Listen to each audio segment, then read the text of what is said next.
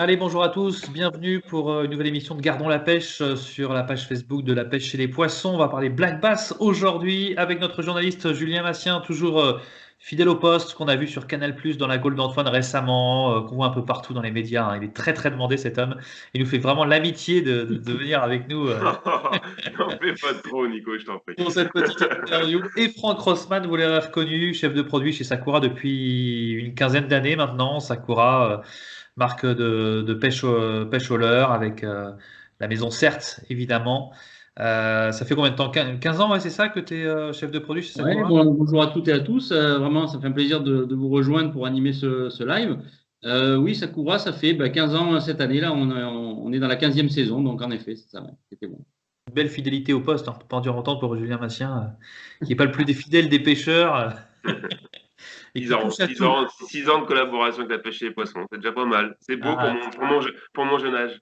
bon, eh bien, sachez que on va parler Black Bass évidemment, hein, c'est un petit peu la discussion du jour. On a parlé cendre, on a parlé brochet dans des précédentes interviews, on va parler Black Bass aujourd'hui. Sachez dans le prochain magazine La Pêche et les Poissons, dont Julien Massien fait la couverture, donc le numéro du mois de mai qui sort à la fin du mois d'avril, eh bien il y a 2 pages qui sont consacrées au Black Bass. Un article de Jean-Baptiste Nuremberg dans les milieux aquatiques avec la présentation du poisson dans des chiffres clés, à quelle température il se reproduit, la taille maximale du black bass, enfin voilà, il y a eu le nombre d'espèces qu'il existe, etc. Enfin, voilà, il y a tout plein de chiffres assez sympas à découvrir dans le prochain numéro du mois de mai. Un petit mot sur le confinement, messieurs. On ne sait pas quand est-ce que la pêche va reprendre. On sait que le déconfinement pourrait, je mets tout ça au conditionnel, commencer le 11 mai. Mais ça ne veut pas dire que la pêche va débuter. Vous l'avez compris comme ça aussi, j'imagine, hein, parce que Ouais, on n'est peut-être pas les clairement. prioritaires, hein, les pêcheurs, pour retourner au bord de l'eau. Il y a peut-être d'autres priorités pour le gouvernement. Enfin, voilà, vous l'avez senti comme ça aussi, vous? Ah oui, clairement, on a compris que ça se ferait de manière très progressive et que penser aller à la pêche dès le 12 mai, c'était honnêtement très utopique, hein. On l'a bien compris et honnêtement, on s'y prépare, Ouais. hein. Franck, Si on, pareil. si on peut rejoindre le point d'eau le plus proche de chez nous, ce sera déjà je pense, une bonne chose et un bon bol d'air. À mon avis, c'est comme ça qu'il faut le prendre, hein. Pouvoir sortir de chez soi, ce sera déjà une belle chose.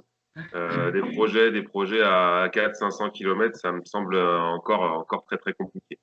Hmm. Alors, c'est sûr que, bon, déjà, il faut que tout se passe bien d'ici le 11 mai pour qu'on puisse commencer au déconfinement. Ça, c'est la date du 11 mai. A priori, c'est pas une date butoir quand même pour l'avant et l'après-confinement. Donc, il faut déjà que tout se passe bien d'ici là. Et ensuite, on peut espérer, voilà, au plus vite, que les autorités aussi comprennent que aller à la pêche, ça fait du bien et on peut très bien respecter les gestes barrières qui sont importants tout en allant à la pêche, comme tu dis, en restant à distance raisonnable de chez soi. On a quand même pas mal de chance en France d'avoir même des petites gravières, des petites rivières, des plans d'eau pas trop loin, sans être obligé de prendre son véhicule et de faire, comme tu dis, plusieurs centaines de kilomètres. Je prenais l'exemple, j'en parlais hier avec Arnaud. Il y a certains pays comme la Croatie, par exemple, avec lesquels on travaille pas mal, les États-Unis aussi, où la pêche est restée comme pratique essentielle pour la vie des gens, quoi, hein, voilà. Ouais. Donc ça reste autorisé. Bon, c'est pas le cas chez nous. On espère en effet que ça rentre dans l'ordre, au moins qu'on puisse refaire un petit tour au bord de l'eau, c'est sûr. Ça commence En à Suède aussi, je monter. crois que c'est autorisé dans les pays du nord de l'Europe aussi, c'est pas mal autorisé. Franck, d'ailleurs, j'avais regardé il y a, je crois, 2, 3 semaines, j'ai vu que les compétitions aux États-Unis de pêche, elles continuaient. Est-ce que, je sais pas, t'as jeté un œil là dernièrement, tu sais si ça continue ou pas? Il y en a quelques-unes qui ont été annulées, mais pour la plupart, Mais c'est le seul sport qui continuait, quoi. Tout à fait. En effet, jusqu'à il n'y a pas longtemps, alors là, j'ai pas suivi au jour le jour, mais je sais que au mois de mars encore, il y avait des compètes en effet qui avaient lieu. Et puis, ouais, tu as raison, c'est tout à Ouais. fait exact. Bon, très bien. Comment ça se passe chez Sakura d'ailleurs? Parce qu'on sait que pour les entreprises du monde de la pêche, c'est compliqué. Il y a Ouais. d'ailleurs une pétition du GIFAP qui circule pour soutenir toutes les entreprises, tous les emplois liés à la pêche, aussi bien les détaillants que les guides, que les entreprises, etc. Je vous invite à la retrouver sur le site internet de la pêche et les poissons et à apporter une petite signature. Voilà, c'est pour que tout ce monde-là soit indemnisé quand même, parce qu'il y a beaucoup d'indemnisations, mais elles ne concernent pas tout le temps les pêcheurs. Comment ça se passe chez Sakura en ce moment? Ouais, non, tu as raison. Hein, cette pétition a circulé dès le départ du confinement. Donc, bien sûr, la Maison Certes y a participé. C'est normal, il faut faire tout ce qu'on peut pour essayer de sauver, de faire quelque chose pour le commerce et halieutique. Nous, chez Certes en général, en fait, bien sûr, on est rentré en confinement donc mi-mars, et puis on a fait du télétravail au niveau des chefs de produits pendant une quinzaine de jours. Et ensuite, selon un petit peu les cas, on a soit pris nos congés un peu en avance, soit on est passé en chômage partiel. La petite particularité, c'est qu'au niveau de la structure des bureaux et du dépôt, on a une petite équipe qui est composée de 2 ou 3 personnes, plus une personne de la direction qui maintient la livraison de commandes. Parce qu'il reste toujours des boutiques web qui tournent un petit peu. Et on est là pour soutenir aussi ce côté-là. Et puis les pêcheurs qui souhaitent avoir du matériel peuvent le faire. Alors c'est pas bien sûr des grosses commandes, on le sait, des gros volumes, mais bon, on permet d'avoir ça. Et en ayant un faible effectif, là aussi les gestes barrières sont maintenus. Donc tout est fait dans le cadre de la sécurité pour protéger les employés, bien sûr. D'accord. Mais sans être dans le dur, faut pas trop que ça dure quand même, quoi, j'imagine, quoi, pour toutes les Ça, sociétés, tous les emplois. c'est sûr. Nous, on a quand même la chance d'appartenir à un groupe assez important. Hein. Bon, on n'est pas une holding internationale, mais on tient quand même le coup. On a les reins, on va dire, un petit peu plus solides que certains autres. Et on pense à eux aussi, bien sûr, que là, il faut vraiment arriver à un moment donné où on puisse reprendre un minimum d'activité. Sinon, ça risque d'être dur, comme dans tout un tas d'autres commerces et la partie économique, c'est sûr. Bien sûr. On parle de choses plus réjouissantes, de la pêche du black bass. Allez.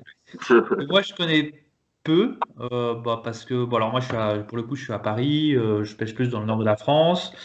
Julien est à Angers et toi, Franck, à Bordeaux. Plus on va vers le sud, j'ai l'impression plus il y a de black bass. Je sais pas si c'est encore vrai ou pas, c'est ce qu'on dit toujours au nord de la Loire, au sud de la Loire, par rapport à la reproduction. Je sais pas si c'est vrai ou pas, Franck, mais enfin voilà, moi j'ai pas beaucoup de sites près de Paris où malheureusement il y a du black bass, quoi. Donc voilà, c'est une pêche que je connais peu. Donc, historiquement, le black bass, il s'est développé le plus en France dans les départements du Sud grâce à la météo, on va dire, et au biotope qui convenait très bien. Faut savoir que quand il a été introduit à la fin des années 1800 et puis après pendant tout le XXe siècle aussi, on a retrouvé des black bass dans énormément de départements, que ce soit même jusque dans le nord, dans la Somme. Voilà, notamment au centre du Paraclet. Alors, c'était un peu particulier, mais il y en avait aussi dans les petits plans d'eau alentours. On continue à en trouver, et bien sûr, avec le travail qu'on a pu faire avec Black Bass France depuis les années 90 jusqu'à maintenant, ce qui continue, le travail des APPMA, des FED qui ont suivi un petit peu cet engouement pour le bass. En fait, on retrouve quand même du bass un peu partout. Alors forcément, les densités, elles sont irrégulières, mais il y a des endroits qui ne sont pas forcément passés dans le sud avec des très belles populations. Je pense par exemple à la région vendéenne ou Marais-Poitevin, des choses comme ça. Il y a des très beaux poissons en quantité. Chez toi, Julien, c'est aussi un endroit où la météo, elle est quand même assez clémente, il fait assez doux. Clémente, ouais. Ça se résume malgré tout à beaucoup de milieux privés quand même où il y a eu l'implantation volontaire, des plans d'eau clos. En rivière, on voit bien qu'il y a du mal malgré tout à s'implanter, mais on a quelques rivières avec des courants très lents, des rivières calmes où on a une population quand même de black bass, effectivement.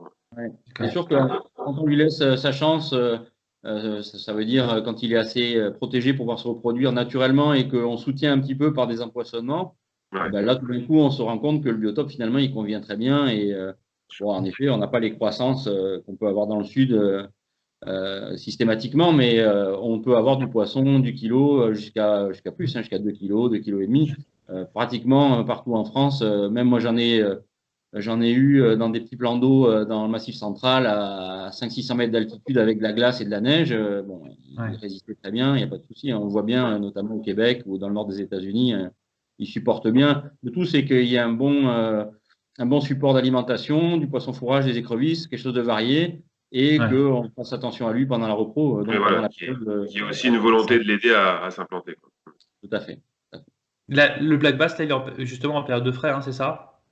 Là, on est dedans. On est là à partir de mi-avril, on va dire que les chiffres de température de à peu près 16 degrés environ, c'est le début un petit peu des opérations de séduction des mâles et des femelles qui se rapprochent des bordures pour faire un nid.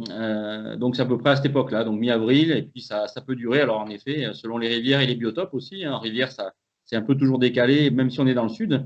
On peut avoir de la repro jusqu'à fin juin. Hein. Ça peut être, quand je parle de la repro, c'est de la ponte. Après, il y a toujours 15 jours à 3 semaines de surveillance des alevins par le mâle qui reste, ces petits alevins qui restent en boule un petit peu à proximité Ouais, qui reste très agressif. Donc, quand on voit un black bass là en bordure dans cette période-là de l'année, il faut voilà, pas chercher à le choper parce que il protège ses alevins et si on le prend, on va lui infliger un traumatisme.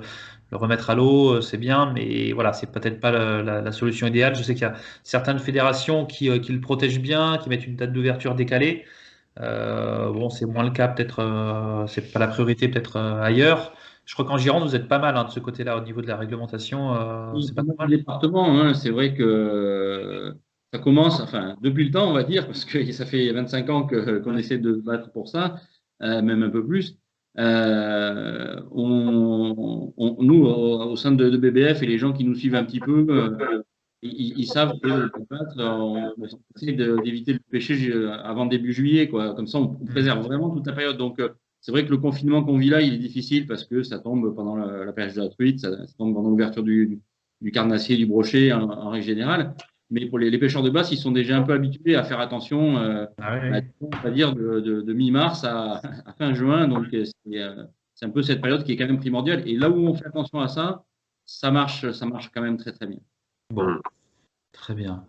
Ma question, on va partir sur la pêche du black bass si vous le voulez bien. Quand on est débutant, c'est quoi le plus facile pour pêcher le black bass? S'il y a une technique, est-ce que c'est le leurre de surface? Parce que c'est un poisson quand même qui aime bien manger des proies de surface. Est-ce que le leurre de surface c'est pas le plus facile? Est-ce que aller dans un plan d'eau privé c'est plus facile? Est-ce que ouais, je sais pas, c'est quoi en fait le plus simple pour commencer? Julien, si tu veux. Ouais, moi je peux t'exprimer étant clairement débutant, puisque c'est pas un poisson que je maîtrise, n'ayant pas une énorme population. J'ai des plans d'eau près de chez moi où il y a des très gros poissons, mais qui sont forcément sollicités et donc assez éduqués. Je me suis longtemps cassé les dents sur ces poissons. Je me suis demandé comment on les abordait. J'ai bien compris qu'il y avait une façon particulière de les aborder, ils étaient très très méfiant. C'est clairement un prédateur qui chasse à vue, qui a une très bonne vue. Oui, pour un débutant, je pense que les premières façons de l'aborder de manière assez fun, c'est peut-être des pêches de surface, des pêches à vue, avec une bonne paire de polarisantes, aller les repérer avec une approche très discrète, présenter peut-être des montages très fins pour essayer de séduire ces poissons qui voient clairement très clair. Donc oui, des pêches de surface dans un premier temps, c'est comme ça que moi j'ai commencé. J'avais pas de, j'avais pas de très gros résultats, enfin pas de très grosses prises, je dirais.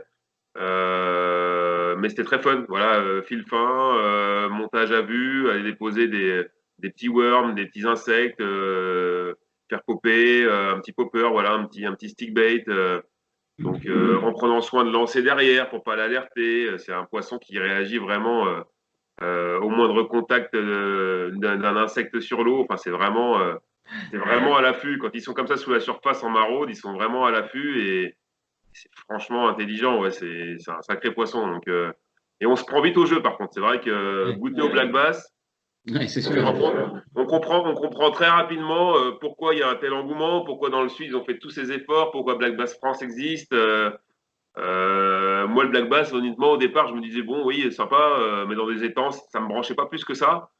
Et puis, une fois qu'on y a goûté, on les cherche partout, quoi. On essaye de trouver les plus gros possibles. J'ai beau en avoir peu dans la région. Je prends un malin plaisir maintenant à aller les chercher parce que c'est une vraie satisfaction de sortir un vrai beau black bass, 200 d'embacle ou aller séduire un black bass, c'est une vraie belle performance, en fait. Hein. Ouais. Franck, est-ce que je peux adapter mon matériel pour la pêche de la perche, par exemple, tout simplement? C'est le même finalement. Hein, je prends un petit leurre de surface et c'est là qu'on peut se lancer. Disons que pour débuter, en effet, moi, mes débuts en pêche au leurre, donc qui remontent au milieu des années 80, c'était tout simplement avec une Aglia numéro 2 dorée à point rouge. Voilà, ça c'était le premier leurre que j'ai utilisé avec des petits poissons nageurs type minnow. Voilà, ça a été les deux leurres. Et bien sûr, à cette époque-là, c'était difficile de trouver tout l'arsenal qu'on peut avoir maintenant, où il y a pléthore de leurres pour débuter. Tu as raison, Julien, je pense que le black bass, c'est un poisson qui, déjà, par son aspect, est un peu exotique, quoi, hein. Quand on pêche le bass, on a l'impression de changer de continent, de changer de pays. Voilà, il se passe quelque chose aussi de ce côté-là. Et comme la truite, c'est un poisson qu'on peut voir. La truite, on la voit gober, donc c'est attractif, c'est excitant. Un sandre, un brochet, une perche, c'est souvent plus rare de les apercevoir. Donc, ce côté vraiment où on est pris, dès que on arrive à faire un bass en surface, ou même quand on voit un banc de 3-4 poissons, moi, c'est un peu comme ça que j'ai été vacciné, hein. C'est avec mon copain Daniel Mestro, là, on se baladait sur des petits plans d'eau. Alors, c'est ça, il faut, quand on débute, je pense qu'il faut essayer de choisir des zones relativement restreintes en termes de surface pour arriver à comprendre un peu comment ça marche. Des petites gravières, des petits plans d'eau. Avec une belle densité de poissons. Voilà, avec des nénuphars, des choses un peu le biotope typique, on va dire, mais en miniature, si on peut parler comme ça. Moi, j'ai commencé dans des plans d'eau qui faisaient 3-4 hectares.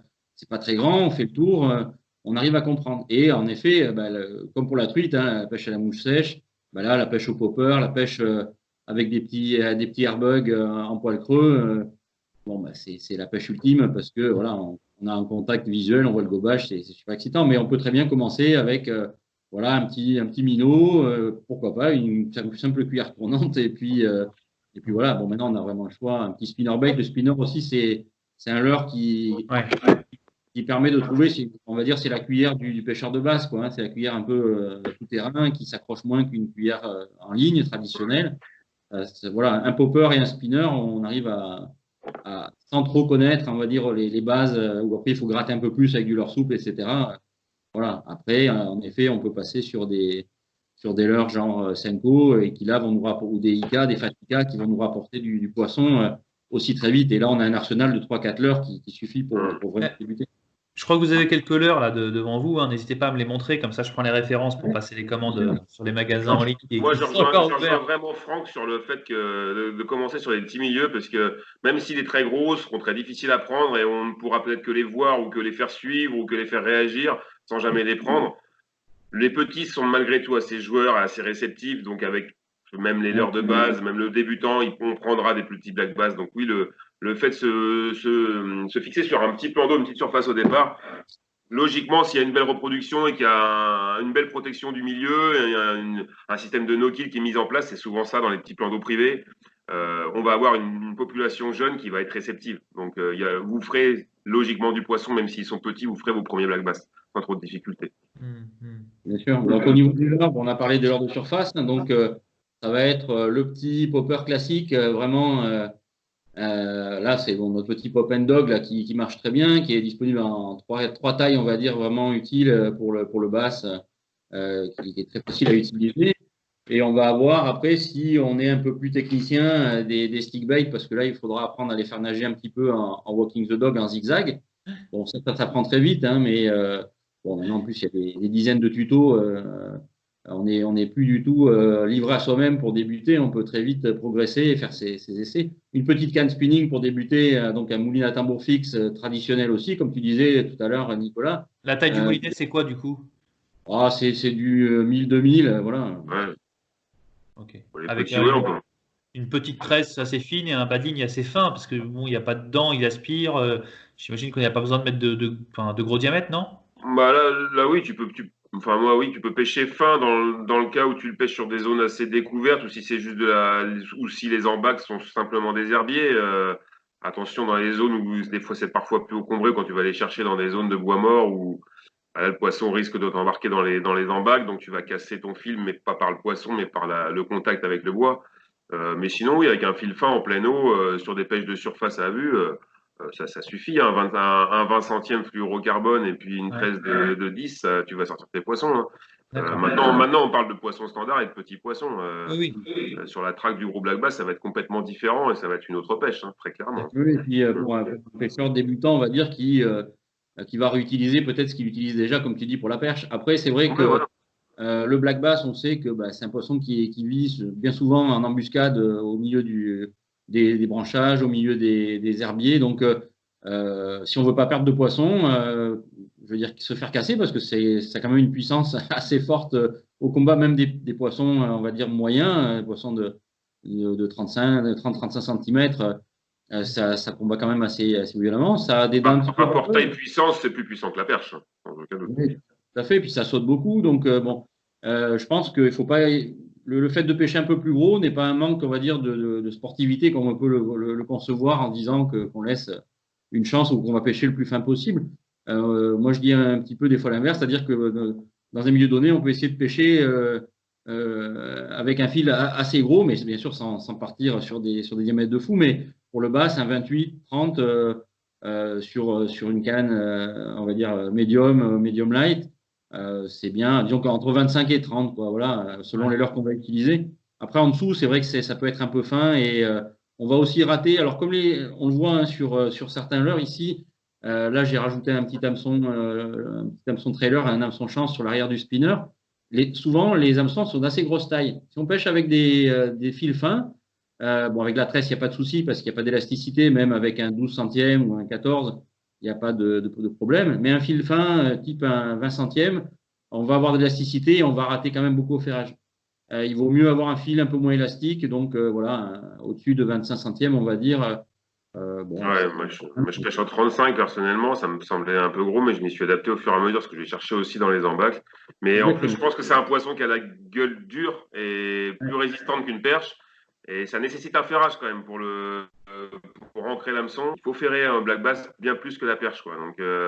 Donc oui, il faut forcément forcer un petit peu la taille du fil, de la tresse, du bas de ligne. Ça me semble un peu nécessaire. Sinon, effectivement, il y a beaucoup de loupés, comme le dit Franck, hein, clairement. Oui, les perches ont une bouche fragile, hein, on sait qu'elles se déchirent souvent sur les parties, sur les côtés des lèvres. Donc, bon, c'est pour ça qu'on a tendance aussi à pêcher un peu plus fin pour donner un peu d'élasticité et de l'amorti. Sur du bass, bon, c'est quand même assez robuste comme poisson. Ça a la gueule dure. Ça a la gueule dure. La mâchoire très osseuse. Bon, il n'y a pas de risque. Donc, il vaut mieux assurer le ferrage et puis pêcher voilà, un petit peu plus gros. Après, on se rend compte qu'au final, bon, ça nuit en rien à l'utilisation de la plupart des leurres, on va dire, bien sûr. Ouais. Bon, on a tous vu, hein, de toute façon, les ferrages aux États-Unis, hein, ces vidéos qui tournent sur le net. Ouais. Ils comme des malades, ils te droppent le bass sur le bateau. Ils y vont comme des bourrins, quoi. Ouais, On voit qu'ils ont la Ouais, ça semble parfois irrespectueux, mais moi je me rends compte finalement ça ne l'est pas. Ils écourtent les combats, ils évitent de casser des leurres dans la gueule des poissons. Finalement, le poisson est vite remis à l'eau. Alors oui, il y a un côté chaud, le fait de dropper, tout ça, c'est pas forcément nécessaire. Faut faire attention à la mâchoire des poissons, mais ça reste très respectueux du poisson dans le sens où on écourte le combat, on le fatigue le moins possible. Voilà, tac tac, le poisson il est pris, il est validé, on le remet à l'eau, vas-y, repart quoi. On n'a pas trop le temps il a pas trop le temps d'être choqué ce poisson-là puisqu'il a pas trop compris ce qui s'était passé finalement. Faire durer le combat, c'est l'épuiser, c'est lui faire du mal plus qu'autre chose et c'est risquer de le perdre en plus avec le leurre dans la gueule, donc c'est pire quoi. Ouais, donc l'utilisation des fils un petit peu plus gros. Alors, après, ce qu'on voit souvent dans les vidéos et ce qui a des fois pu servir de modèle, que ce soit au Japon, en provenance du Japon ou des États-Unis, c'est souvent de la compète. Et la compète, forcément, c'est tout sauf la pêche normale. Hein. C'est tout multiplié par 10 en termes de timing, de stress, de vitesse de pêche, etc. Donc, bon, moi, ça, c'est des choses que justement sur le respect, enfin en tout cas la manipulation du poisson, ça on se bagarre assez souvent sur la tenue des poissons aussi, de les garder bien verticalement, de ne pas leur casser la bouche en leur donnant trop d'axes, en les tenant par la mâchoire avec le cul, pour faire attention. Après en effet les dropper, que ce soit sur la berge ou sur une moquette de bateau ou sur un bord de bateau qui est très chaud, ça c'est pas bon du tout. Donc en effet après les soulever avec la canne et les attraper directement à la main sans avoir les poser par terre, forcément c'est que mieux. Bon, après, on n'est pas obligé de hurler sa joie non plus. Enfin, ça dépend un peu de chacun. Mais bon, ça reste un poisson. C'est pas que des points ou des dollars à la fin de la partie de pêche. C'est surtout, pour moi, bien sûr, le poisson. Comme on disait à l'époque, il faut penser poisson, se mettre à la place du poisson et bien sûr faire un peu attention. Tu as vu, là, Nico, là, je prends un peu dans les tours. Dès qu'on touche un petit peu au bien-être, j'étais pisciculteur pendant une quinzaine d'années et j'ai eu aussi à faire face, comme ce qu'on vit actuellement, à des épidémies, en tout cas de la pathologie. Donc, le soin des poissons, bien sûr, et qu'il en découle des gens, en tout cas du black bass pour ce qui nous concerne, c'est très important. Donc, ouais, on fait attention. Et voilà, comme tu dis, Julien, on écourte le combat. On fait quand même après, d'ailleurs, on prend soin de lui et on le remet à l'eau en faisant attention. en Et comme écourtant tu les dis, séances photo. je pense que le danger est là, il est dans la manipulation, où des fois les gars le manipulent des heures, Ouais, l'articulation de la mâchoire, ça a une gueule énorme, mais on sent que la mâchoire, on la fragilise. C'est là bien qu'il faut sûr. faire le plus attention, c'est dans cette manipulation de décrochage, de remise à l'eau et de près. En fait, c'est les séances photos aussi, hein, c'est toujours vouloir montrer son poisson. C'est là que le bas blesse un peu, quoi. Le pêcheur sportif, bon, Ouais, ouais, c'est pas d'accord. trop cohérent avec des fois avec nos discours. Ouais. Le fait de manipuler nos poissons, faut, faut les soulager, il faut soutenir le ventre, il faut faire Avec ça. les deux mains. Ouais. Et Idéalement. encore, Avec les deux mains quand on tient à l'horizontale. Ouais. Moi, je me souviens que et- j'avais pêché un black bass avec Samir Kerdjou, je l'avais montré, j'étais fier, etc. Et j'avais tendance un peu à Ah voilà, bah ouais. casser un peu la Et mâchoire sans faire gaffe. moi, moi, le Je me suis premier, arrêté Nico. sur la soufflante que j'ai reçue, quoi. Ah, tu mets ta main là, tu me soutiens, etc. Oula, depuis, je fais vachement attention, mais voilà, ça Ah, passe l'apprentissage là bon, aussi. ben Hein. ça s'apprend, on le fait circuler par le biais des réseaux. À chaque fois qu'on fait des animations aussi, et des fois, quand on fait du commerce, on ne fait pas que du commerce, on fait aussi un peu de l'éducation, bien sûr. Hmm. Et on explique un petit peu aux gens. Alors, on a quand même enfin, on a de la chance, oui, c'est le Black Bass qui a cette robustesse quand même qui fait que, bon, il arrive quand même à être moins abîmé, moins traumatisé que d'autres poissons. Les cendres et les brochets, quand ils passent du temps dans les viviers, des choses comme ça, c'est pas J'aime bon pas. du tout. Hein. Donc ça aussi, l'usage de vivier pour faire des photos avec beaucoup de poissons à la fin de la partie de pêche. Bon, moi j'aime bien si, bah, bien sûr, on fait pas de compétition et qu'on n'est pas obligé par un règlement à les garder dedans, bah, on les remet à l'eau immédiatement. Ouais. Et puis voilà. Mais c'est en train de changer hein, aux États-Unis aussi. Il y a des règlements qui changent maintenant où les poissons sont validés sur place sur le bateau. Le show à la fin avec des poissons qui sont transportés dans des sacs, etc. Bon, ça, je pense que ça a vécu aussi. Il faut se poser des questions maintenant de ce côté-là et puis Ouais, essayer c'est ça. de prendre plaisir. Dans Hein. les buts, je pense que c'est aussi les erreurs qui sont formatrices. Hein, de toute façon, on a tous blessé des poissons. Les premiers black bass, la joie est telle que tu peux pas t'empêcher Bien sûr. d'exulter, de prendre ton poisson, tu fais des conneries au départ, et puis bon, bah, après tu te rends compte que bah oui, celui-là, tu lui as peut-être fait du mal. Faut faire attention. Je pense qu'il faut être voilà toujours Ouais, toujours à carrément. l'affût pour respecter un maximum. On est des passionnés et le but c'est qu'on puisse poursuivre notre passion le plus longtemps possible. Hein, on le sait, c'est on ne peut plus actuel. Hein. Et c'est sûr. Et puis bon, mais bon, c'est vrai que ce Black Bass déchaîne les passions et les exacerbe aussi. Hein. C'est rare que tu puisses assister à un mec qui pêche à la mouche dans un torrent de montagne, qui va attraper une belle truite, qui va hurler dans le canyon, tu sais. Ça, c'est vraiment propre à l'esprit aussi chaud qu'ont développé énormément les Américains ou les Japonais d'ailleurs qui ont suivi et qui ont fait la même chose. Nous, on fait un peu pareil, forcément, les Espagnols. Moi, bien sûr, pendant les années où je faisais beaucoup de compétitions, avec Laurent Poulain, on allait souvent en Espagne. Et puis, bon, ben voilà, c'était un petit peu notre petit coin des États-Unis à nous, on va dire, en allant en Espagne. Et c'est ce que cherchent tous nos collègues, tous nos copains qui partent en Extrémadure ou ailleurs à pêcher et retrouver un peu à la fois ces paysages et puis ces gros poissons qu'ils ont là-bas. Si on revient sur la partie matos, Ouais. voilà, on a vu un peu la surface. D'ailleurs, j'ai oublié de demander, on anime vite, pas vite, comment on fait? Les grenouilles aussi, les frogs, bien sûr. Est-ce Et qu'il faut bon, animer vite ou pas vite? Comment ça se passe? Est-ce qu'il faut faire des pauses assez longues? Est-ce que les gros réagiront plus à des pauses longues ou comment ça se passe? Alors, bon, c'est ce qu'on voyait tout à l'heure avec le popper. Bon, c'est une animation qui, par le fait de sa conception, va être un stop and go. Hein. Ça va être, on va faire des tirets, on va faire des pauses. Donc là, on peut plus ou moins accélérer, mais en règle générale, ça marche plutôt bien quand on va à vitesse lente à moyenne, on va dire. Ça fait monter souvent les plus gros poissons. Au stick bait, au contraire, si on l'utilise dans des conditions, on va dire, standards, on peut prospecter beaucoup de terrain avec une animation plutôt rapide en zigzag et ce leurre, il se prête très bien à ça. Parce qu'il n'a pas de bavette, il n'a pas de face concave, il va glisser à la surface de l'eau en nageant en zigzag et là, il se prête à ça. Alors, le petit tuyau qu'on va pouvoir donner aux gens avec les leurres que tu montrais aussi, Julien, que ça peut être aussi un petit airbug comme ça, un poil de chevreuil ou une frog. Bon, tu as une grenouille qui va nager un petit peu en crawling, un peu comme si elle nageait le crawl, ou une petite frog plus traditionnelle avec des pattes en rubber comme ça. C'est aussi quand le leurre va toucher la surface de l'eau, c'est de ne pas le récupérer tout de suite, c'est de le laisser immobile quelques secondes. Bien souvent, le temps ça que permet. Voilà, le temps le temps que que comment dire, l'onde, le halo d'eau se diffuse, quoi. voilà, les ondes à la surface de l'eau Les vibrations, ouais. disparaissent. Donc, ça peut durer 2, 3, 4 secondes, 5 secondes, des fois même un peu plus. Et c'est vrai que ça a la vocation d'attirer des gros poissons parce qu'il ne se méfie pas tout de suite. Et surtout, le poisson, on le laisse dans la zone dans le spot, dans lequel on a estimé se trouver des beaux poissons. Donc, c'est idiot de le sortir trop vite. Notamment c'est difficile de dire rapide ou lent. Hein. C'est vrai que là, pour le coup, là, la grenouille que tu as montré juste avant, elle a des petits filaments. Ça peut presque pêcher sur place aussi. Hein. Des petites animations sur place, ça peut séduire un gros. Hein. On peut très bien commencer lentement et quand le poisson réagit, il commence à suivre, accélérer volontairement pour provoquer un effet de fuite et ça va faire réagir ce poisson qui jusque-là n'était que curieux. Il y a aussi un rapport avec la saison, forcément. Si de juillet à septembre, on va pêcher un peu plus vite qu'on va pêcher en octobre ou novembre, et on va pêcher plus vers la surface. Il y a des vérités qui sont vraies avec d'autres poissons qui se retrouvent malgré tout avec le black bass. Il faut garder quand même ces bases, les bases de nos pêches au leurre, de la pêche du brochet ou de la pêche de la perche, sont malgré tout valables pour le black bass, mais à adapter avec la méfiance de ce poisson et la facilité qu'il a à détecter un petit peu, à analyser nos leurres, peut-être plus que d'autres, quoi. C'est tout. Hein. Tout à fait. Il a une capacité, on le dit, un peu d'apprentissage aussi, et puis ouais. Et il vient voir un peu les leurres de près avant de les attaquer souvent. Bon, après, on peut tomber sur des poissons qui attaquent dès que le leurre touche l'eau parce qu'ils sont attirés par le petit bruit que le leurre a fait quand il a chuté, notamment sous les frondaisons, des choses comme ça, sous les branches d'arbres.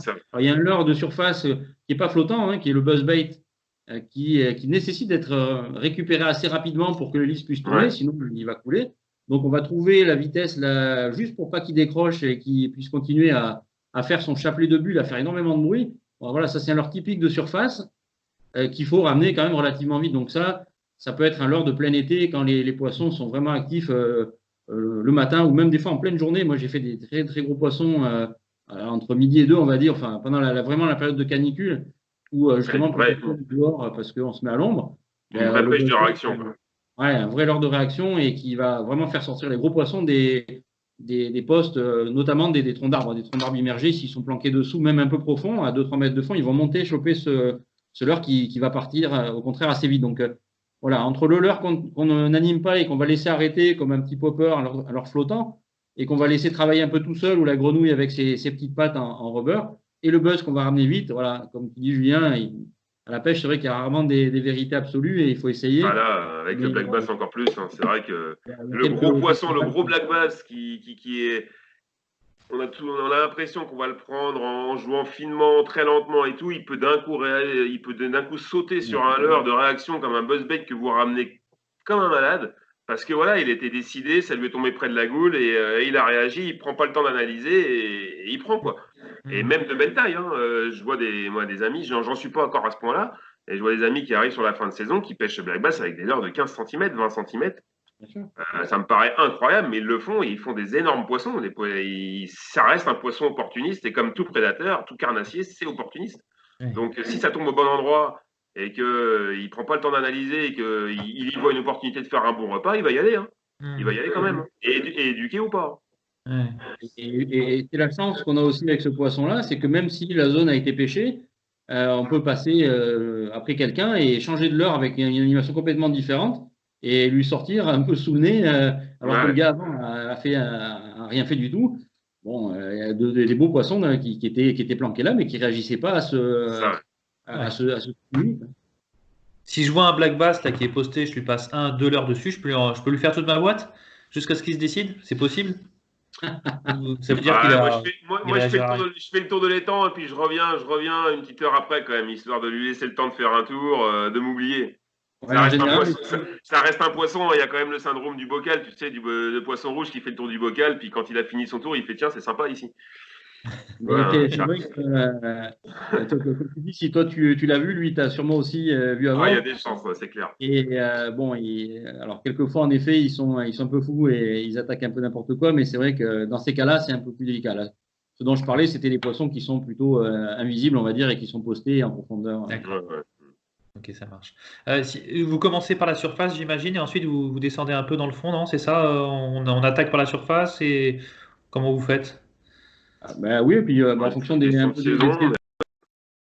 concentré essentiellement même que sur le fond, mais si on voudrait avoir un petit échantillon de leurre pour descendre un peu plus profond, tout à l'heure on a parlé un petit peu des minots aussi, Donc ça va déjà permettre de faire monter du poisson qui ne sera pas enclin à venir chasser vraiment pile en surface. Voilà, donc un petit minot de 8 cm avec une densité soit flottante, soit suspending. Donc il va nager à 1 mètre, 1 mètre 20 maxi. Alors, après, on va descendre avec les spinners. De toute façon, hein, ça reste un des leurres phares, on va dire, de la gamme du pêcheur. Spinner, c'est bon. Hein. C'est clair que spinner, c'est très bon pour le black bass, hein, clairement. Et puis après, on continue avec du crank, hein, du poisson nageur flottant, donc, mais qui va plonger à la traction, avec une bavette plus ou moins longue. J'utilise du leurre souple aussi, moi, j'utilise ça. Voilà.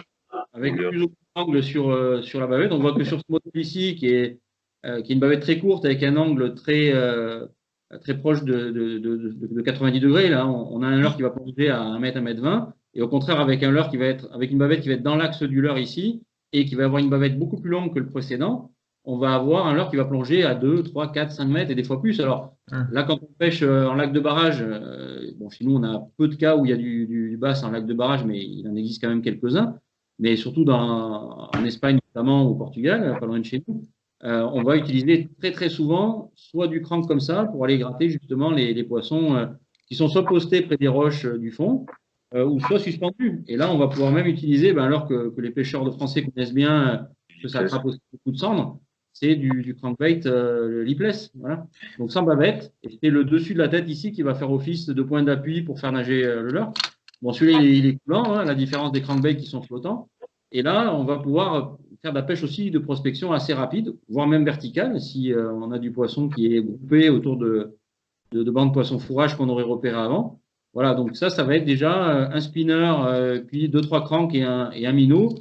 On a des leurres pour pêcher, on va dire, entre deux jours. Après, là, encore une fois, pêche de réaction, pêche agressive. Là, le but, c'est de provoquer, là, quand même, là, sur du crank. Tu utilises des billes beaucoup? Tu gardes des billes sur les cranks? J'ai les deux. Alors, j'ai du lipless silencieux. Donc, celui-là, tu vois, il est complètement silencieux. Donc, ça peut être très utile selon les conditions, si on a du poisson un peu pêché, un peu surpêché. Et puis après, on va avoir des billes un peu à sonorité grave que moi j'aime bien sur du crank parce que ça propage les ondes à longue distance. C'est de l'onde basse fréquence, c'est perçu par la ligne latérale du poisson, donc à grande distance, contrairement à des billes, on va dire, plus aiguës qu'on peut avoir sur du leurre de surface qui va plus, on va dire, exciter un peu le poisson et être repéré plutôt sur la haute fréquence par l'oreille interne. D'accord. Voilà. Après, sur du leurre souple, tu as montré quelques leurres souples, Julien. Ouais, entre deux eaux, du chat, j'utilise beaucoup du chat. Là, c'est un petit, j'ai un peu plus gros, ce genre de choses, vous voyez. Là, c'est le modèle de chez. Donc, l'hameçon est masqué dans la caudale, là. Voilà. Ça, c'est super, ça marche très, très bien. Pour pêcher entre deux eaux et même aller sur le fond, jouer sur le fond, c'est très, très bien. Alors, si Jean-Christophe David nous regarde, on le salue et on parlera de soft swim bait pour lui faire plaisir. Tu sais bien que le terme de ça lui aurait fait hérisser les cheveux qu'il a plus comme moi.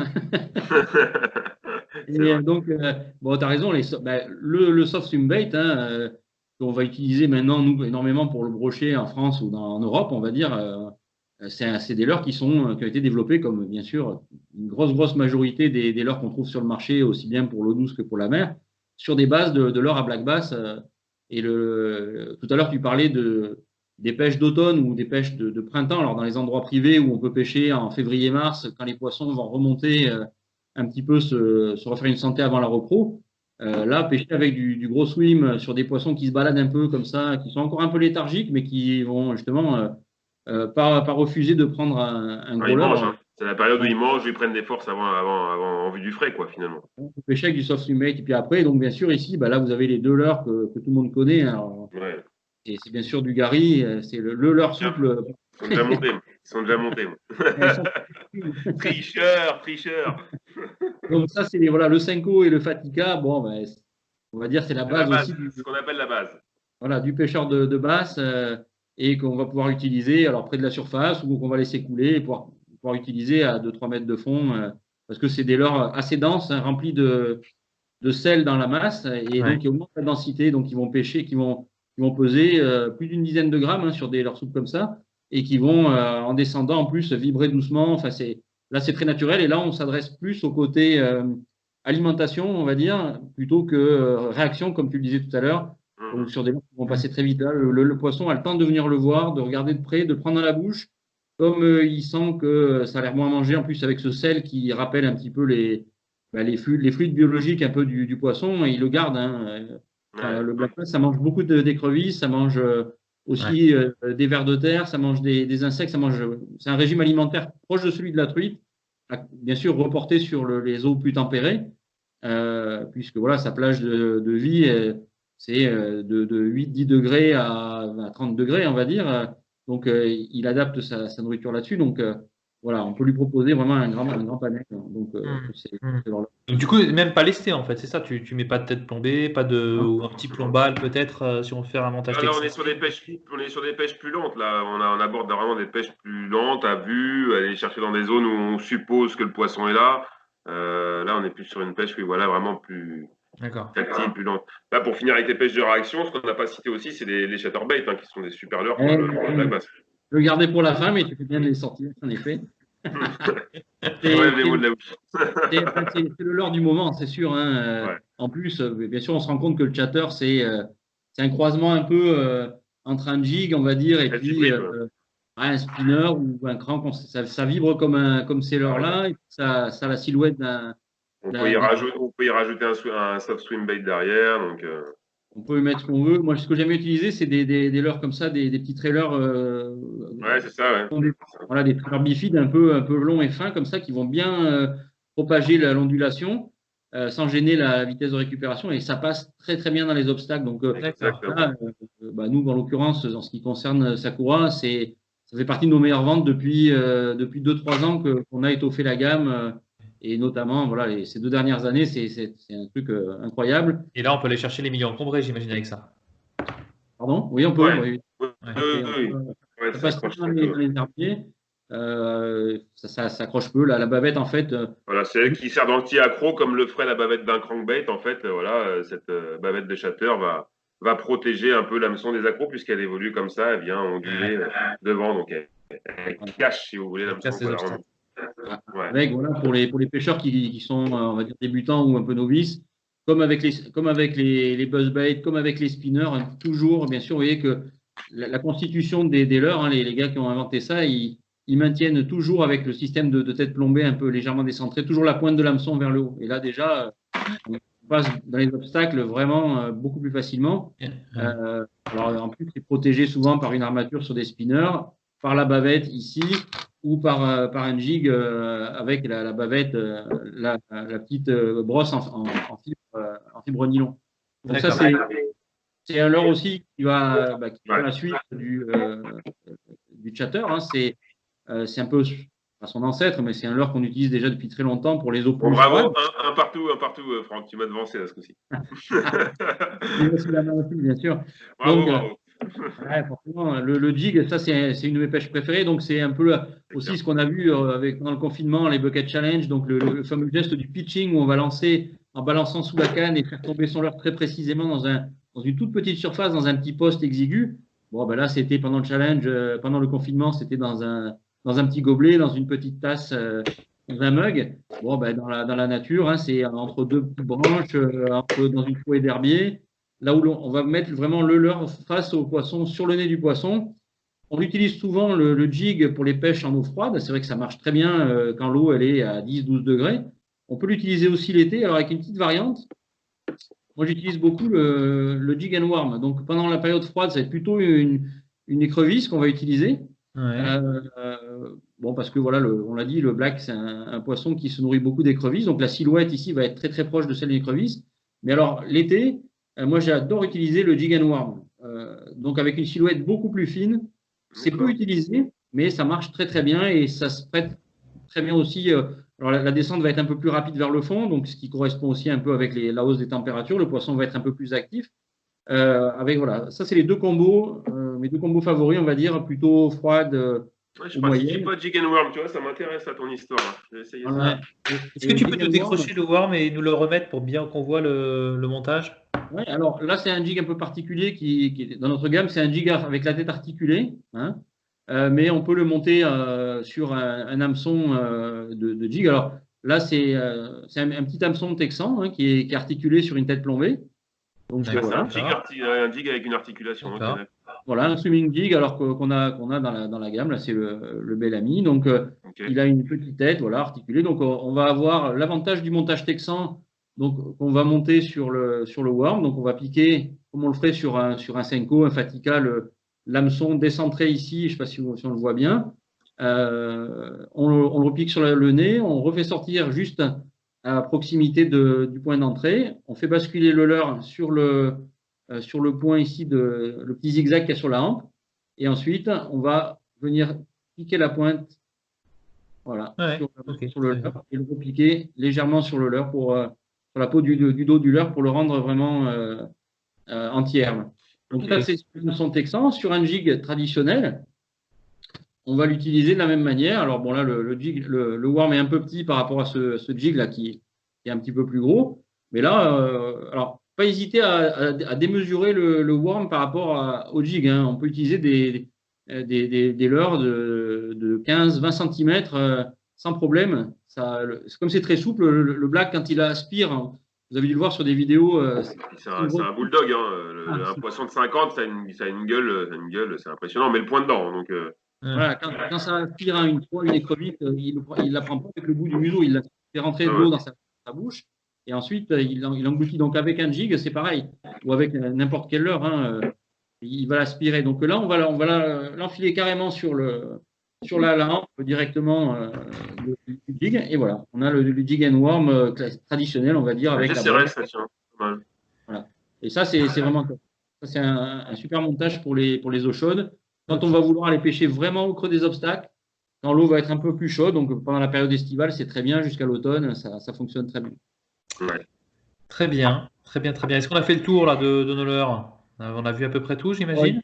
on a fait Oui, bon. oui, oui. Après, là, c'est la façon de les déposer. Après, là, le jig, je dirais qu'il y a. Le jig, moi, je l'ai au départ utilisé sans trop de succès.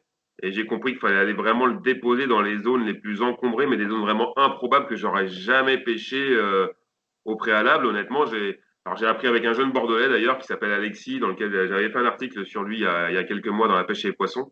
On parlait de Prespawn, c'était devait être le numéro de mars. Euh, il m'a montré, il m'a appris la pêche comme ça dans les obstacles au jig. Je l'ai vu faire les premières fois. Je dis mais comment tu fais si tu prends le poisson? Je dis tu le sors pas. Il dit mais non je le sors pas. Je vais le chercher. Okay. C'est impressionnant. Il y avait des tas de branches. Il allait mettre dans la zone la plus encombrée. Il descendait son jig qui tapait donc contre 2-3 branches avant qu'il touche l'eau. Hop, il laissait tomber dans 50 cm. 2-3 animations sur place. Si ça prenait pas, il l'enlevait, il allait autre part quoi. C'est de déposer à l'endroit le plus encombré où il se dit que voilà, il y a un black bass qui tient le secteur et qui est le patron du secteur. Et c'est assez exceptionnel parce que quand ça part, il y a le fil qui part sur le côté, il faut ferrer, il faut tirer, amener le poisson en surface. Ouais, Et puis, là, il faut aller mettre le bras dans les branches pour chercher le poisson ouais. parce qu'il ne sortira pas. C'est Ouais. fou. L'adrénaline est dingue là, dans ces moments-là. Là, pour ce cas-là, il vaut mieux utiliser un équipement bait casting, donc avec le moulinet à tambour tournant voilà, qu'on connaît maintenant, bien sûr, hein. Et là, pas hésiter à prendre soit du très gros monofilament ou du fluorocarbone au-dessus de 40 centièmes, ou alors Un copain, c'était full fluoro en 40 centièmes, il pêchait. Voilà. Là, c'est pour ça que bon, le côté voilà, finesse, là, bien sûr, il n'a plus aucune raison d'être. On va pêcher avec de la tresse même assez grosse pour avoir de la résistance à l'abrasion. Là, la résistance linéaire, forcément, sur la tresse, on l'a déjà même dans des petits diamètres, mais c'est d'offrir un volume de matière, que ce soit de la tresse ou du nylon, assez épais, pour que si ça frotte, ça ne casse pas, quoi, forcément. Donc, et qu'on ait justement cette faible élasticité, donc avec un monofilament ou un nylon ou fluorocarbone dans des gros diamètres. Et le moulinet bait casting, il permet d'utiliser ces gros diamètres sans traumatiser le fil, donc sans le faire poquer, sans le faire briller, sans tire-bouchon, quoi. Donc, et moi, cette pêche, franchement, j'invite les gens à la découvrir parce que autant sur toutes les pêches de surface, au crank, ça on le connaît, sur nos perches, sur nos brochets, c'était finalement pas forcément une découverte pour moi d'appliquer ces pêches sur le black bass. En revanche, la pêche au jig dans les obstacles, ça a été vraiment une vraie découverte et c'est clairement addictif depuis que j'ai goûté. Honnêtement, ça m'est arrivé de partir avec mon jig, la pochette de trailer pour remplacer parce que je vais en consommer. et je ne pars qu'avec que ça et je m'éclate, quoi. Je m'éclate parce que je sais que quand je vais toucher un poisson, ça va être dingue. L'action de pêche va être dingue. Aller le chercher dans les bois, c'est fou, quoi. C'est fou. Tu as raison, c'est la dimension, c'est une autre dimension encore de la pêche du bass, donc qui est vraiment très addictive aussi, parce que là, même dans très peu de profondeur, comme tu dis, des fois dans 50 cm d'eau, on peut trouver des gros poissons qu'on n'aurait même pas soupçonnés. On se dit non, parce qu'on est habitué à réfléchir avec notre brochet, notre cendre, etc.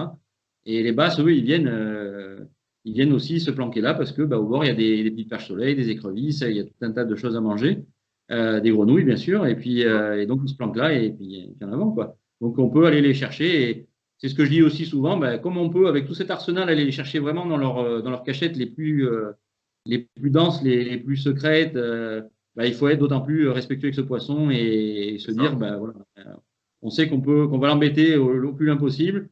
Donc, on est encore plus sympa avec lui en le remettant à l'eau et en faisant attention aux blagues. Messieurs, alors moi, si j'avais une petite astuce à donner, le mot de la fin, peut-être alors du coup, peut-être Julien.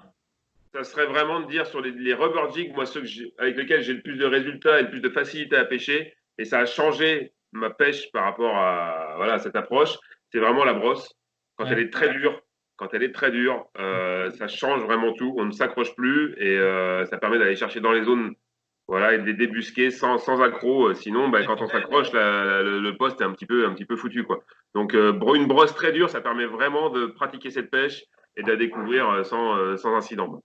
Alors, tu vois, moi, quand c'est trop dur, souvent, j'ai tendance plutôt à passer le ciseau. Mais bon. Oui. Bravo. Tu peux adapter. Je fais le contraire de toi.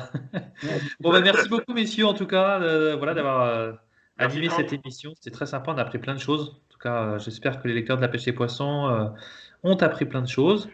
Et puis, on passait un petit peu le temps, cette période de confinement. Voilà. Ouais. Donc, gardons la pêche et puis faisons nos petits montages. Voilà. Comme ça. Je vais aller mettre des worms sur mes jigs, moi. Merci à vous, en tout cas. Merci. À bientôt. Merci, et allez faire un tour sur le site de Black Bass France. Black Bass a besoin de nous, bien sûr.